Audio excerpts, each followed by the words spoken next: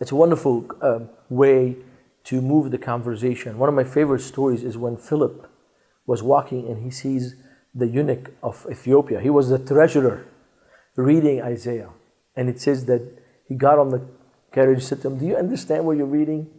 And I love the story because this is what we want to do. We want to show Muslims that the Bible is trustworthy. Now we have a common denominator, right? If they believe the Bible is trustworthy, now I can start by saying that Jesus says, "I am the way, the truth, and the life. No one comes to the Father except through me." I can also say, Jesus says, "Behold, I stand at the door and knock. If anyone hears my voice, opens the door, I will come in."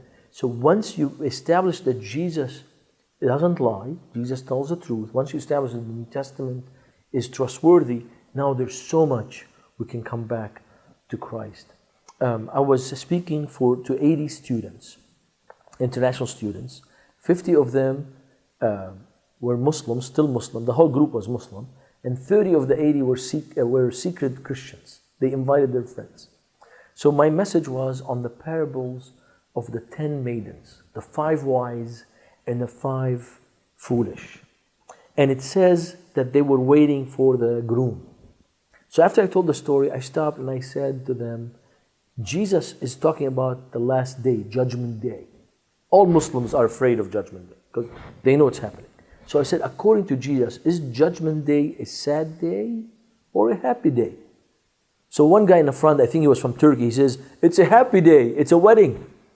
So everybody started laughing, and I said, "Okay, how do you do weddings in Turkey?" And somebody said, "How do you do weddings in Iran?" Everybody. I said, "So for Jesus, it's a happy day."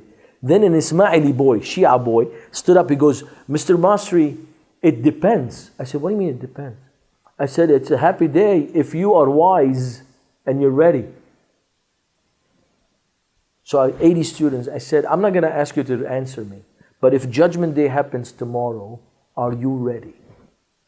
And what happened, because I ended there, the session, people started talking. People started wanting to know, how can I be ready to meet Jesus, to meet God in the Judgment Day? The reason I'm sharing with you this story, because when you share the words of Christ, even a story like the prodigal son, it speaks for itself. It speaks for itself, and that draws them closer. And the Bible, Jesus says, "When I'm lifted up, I draw many." So you and I, our job is to lift up Jesus, the Son of Righteousness. He will draw men.